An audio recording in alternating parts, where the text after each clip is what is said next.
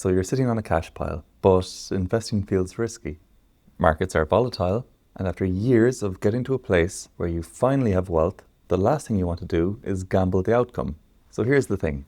The game changed the moment you've gained wealth.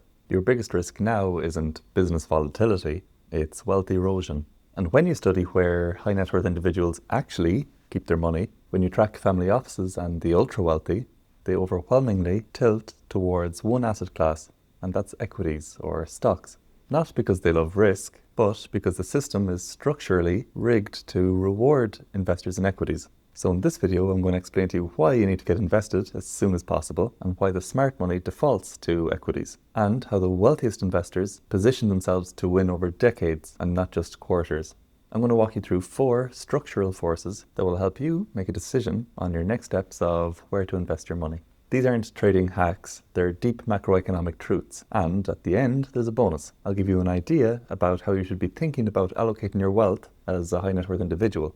So before I dive right in, I should give you a quick introduction. My name is Daniel O'Loughlin, and I've spent over a decade in the investment world. I'm a chartered alternative investment analyst. I have a master's in finance. I was an investment analyst at S&P Global, and I've published highly impactful academic papers on predicting asset prices that made a considerable impact in the field of investments and behavioral finance.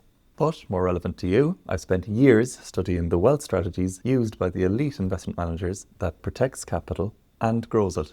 And I apply those strategies to new high net worth individuals who recently sold their business or generate a high income from their startup. So let's dive in. The first thing you need to know about markets are the productivity gains that come from innovation. The stock market isn't a casino. It's a reflection of human progress. Innovation drives productivity, and then productivity drives profits, and profits drive market valuations. Whether it's AI, biotech, automation, or logistics, every innovative leap forward means that businesses can do more with less. And as long as that trend continues, businesses become more efficient and ultimately more profitable. So of course the stock market has outperformed most other asset classes for decades, and it will continue to do so. Now you don't want to buy just any companies, you want to own slices of the most productive, innovative companies on the planet. The mistakes that most investors make is understanding the long-term compounding effect, specifically that come from innovative companies. Now let's jump on to the next factor that's practically forcing markets to grow: the increase in money supply and the increase of market participants. More money and more people means more capital flowing into markets. Emerging economies are getting wealthier, pension funds are growing, and governments are printing more money, investment platforms are onboarding millions of users, and all of that money has to go somewhere, and most of it ends up in equities. It's a self-reinforcing flywheel. More participants equal more demand, which equals higher valuations, which equals more participants, and the wheel continues. Now that doesn't mean every year equities are going to go up, obviously, but structurally the market keeps getting deeper, more liquid, and more global. So the more that the money supply increases, the more population growth that there is, the more stocks benefit.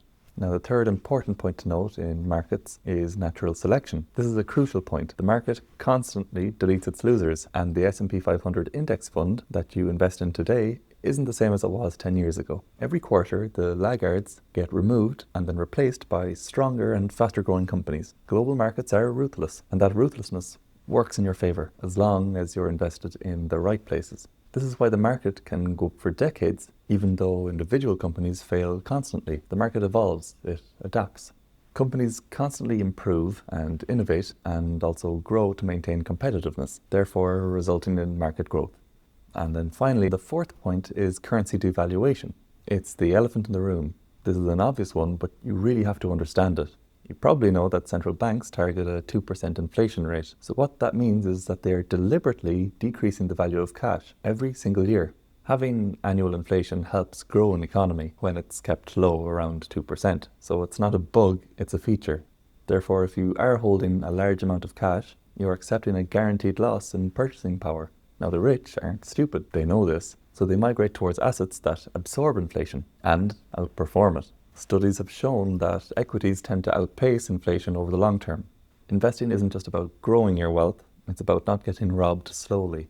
And that's exactly what's happening if you're sitting on cash for too long. Now, let's make it all practical. You've exited your business, you now have liquidity. Now your portfolio allocation should be dependent on many things, such as your level of wealth, your age, and many other factors. So you should work with a wealth manager regarding this. But here's a simple framework to give you a reasonable idea of how you should be thinking about your overall allocation. So here's the move. First, we want a wealth preservation bucket. That's going to make up perhaps 70% of your total wealth. It's your stay rich money. It's your foundation. So 30 to 40% of your wealth preservation bucket should be allocated to stocks. Focus on blue chip companies and ETFs. These give you liquidity, a hedge against inflation, and a little cash flow. Then we want to allocate another 30 or 40% to real estate, specifically income generating properties. You want assets that appreciate and give you rental income. And then finally, 20% of your wealth preservation bucket should comprise of bonds. It's a defensive allocation to balance risk. Something like high-grade corporate bonds are perfect here, and they also give you income by way of interest payments, known as the coupon. So overall, this segment will generate you income from dividends, rent, and bond yields, and this should be part of your overall 4% living expense rule, whereby you avoid living on more than 4% of your total net worth. This is a good baseline to use so you don't end up overspending and eventually running out of money in the long term. So next we're going to take a look at cash. You should consider allocating perhaps 15% to cash. This is your war chest. It's not just a safety net, but it's an opportunity fund. Your living expenses, well, they're covered. But if a stock market crash comes, well, now you're prepared. Or some other once-in-a-lifetime investment opportunity. You're liquid and ready to take advantage of any investment opportunity that comes your way. And then finally, 15% of your total net worth should be allocated to a capital appreciation strategy or a growth strategy. This is not your gambling portfolio. This is where you take highly calculated asymmetric bets, where the downside is limited, but the upside is huge. High quality growth stocks are perfect here. So a key insight is that the best investments, you shouldn't look at them as technology. You should be looking at them as productivity multipliers, things that help people do more, better, or faster. 100 years ago, steel and railroads was considered technology. Now today that's AI and blockchain. So don't think tech or high risk, think productivity. The financial world mislabels technology stocks as risky. Now while a lot of these can be risky, it's wrong to mislabel all of these companies as risky, and it's where the biggest opportunities lie. So this doesn't just mean go blindly investing in companies like Nvidia and buying lots of Bitcoin. At the time of filming this video, these assets are already gone up so much in value. But I'm just using them as examples, as when their prices were lower, they were clear buys. You want to be ahead of the next biggest trends and buy when prices are low. If capturing these asymmetric growth opportunities is important to you, and you'd prefer that this is completely handled for you by someone who's developed the strategies to seize these opportunities, click the link in the description to learn more or visit senecaprivate.com/apply. The system is tilted towards those that understand it. So if you've had a liquidity event, such as selling your business, you've already won the first game, which is building your wealth. Now the second game is preserving it and compounding it without stepping on a landmine. Think of stock investing like this. Stocks have gravity. It's like an upward gravity. The forces that I mentioned earlier in this video are constantly pulling them upwards because innovation doesn't stop, population and the money supply doesn't stop, productivity doesn't stop, and the machine keeps cutting dead weight. So if you understand this, you'll stop seeing the markets as risky and you'll start seeing them as more of an engine.